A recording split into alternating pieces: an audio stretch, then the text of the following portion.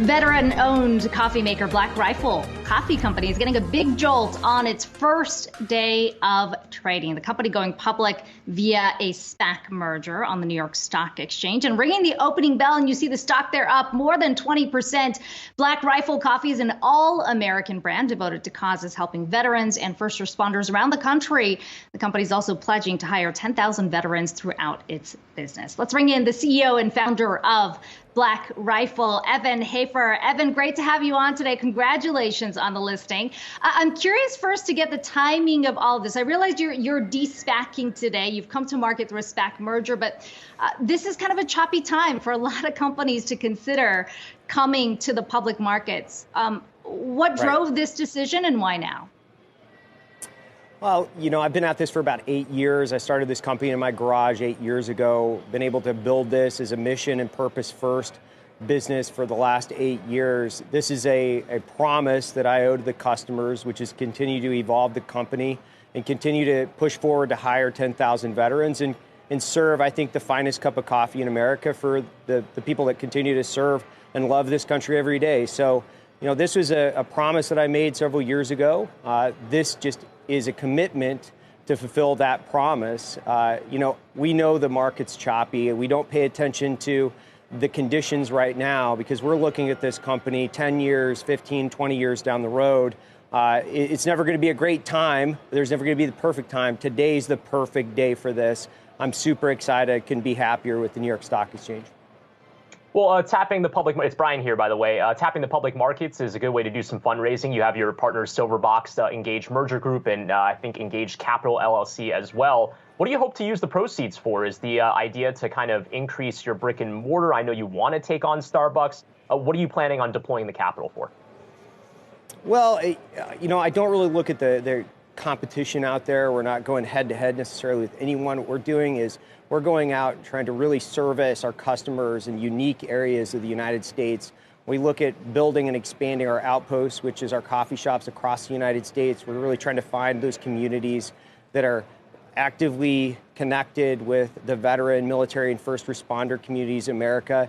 I think we're building a unique experience for all of our customers. So, as you know, we've built this on a subscription-based business. But now it's about bringing the brand to life in all of the communities across the United States. So that's where we've earmarked the funds. That's really what it's about, is getting closer to our customer, getting more connected, and continuing to serve them, I think, the finest cup of coffee in America. There's obviously the coffee side of the business, which is your core, but like it or not, you've kind of been placed in these culture war discussions, if you wanted to call it that. Starbucks of the right, and that's kind of what your company has been dubbed as. Do you embrace that? Is that what you want people to think of when they see Black Rifle? Or are you looking to kind of expand this beyond a specific segment now that you're a public company? I don't really pay attention to, you know, how others define my company. The company defines itself. You know, if a section of the society defines us as left or right based on the fact that we openly love our country and we celebrate America every day. We celebrate service members and those people that love their communities around the United States. I hoist flags in front of my coffee shops every day. I've never turned away or been shy about my passion and commitment to this country. I took an oath to the Constitution when I joined the Army to become a Green Beret over 20 years ago. I'll never stop loving my country. I'll never stop loving my communities. And if people want to put me to the left or the right because of that, that's up to them. It's not me.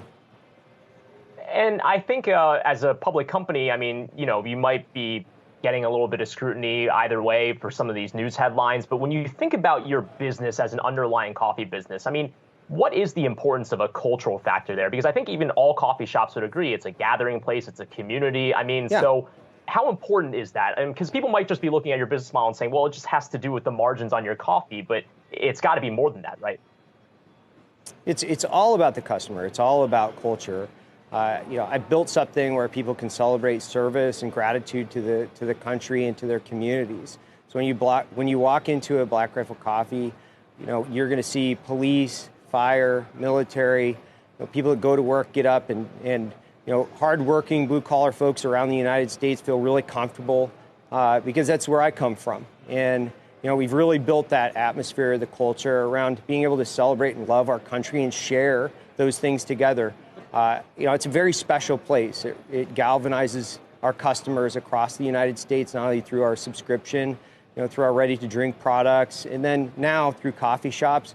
We've really created a special and unique environment, and that's always been my dream from the beginning, from roasting coffee in my garage until now. I still love pulling shots for my customers in the coffee shops across Texas. I was just in Temple, Texas last week pulling shots for customers and talking to people that work, the baristas, the people that are working in the coffee shops. I love it. I love getting in there, rolling up my sleeves and connecting with customers across the United States. So this is just a continuation of my passion for my customer.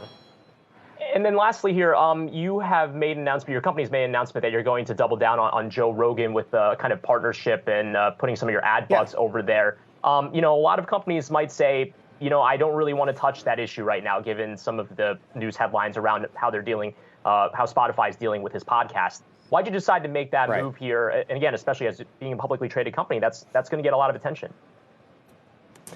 Sure. Joe's a friend of mine. He and I have been friends for several years, even before we developed an ad partnership. He's not just an ad partner. He's a really close and personal friend of mine. The controversy around his podcast, we don't necessarily pay attention to it because a lot of it is white noise.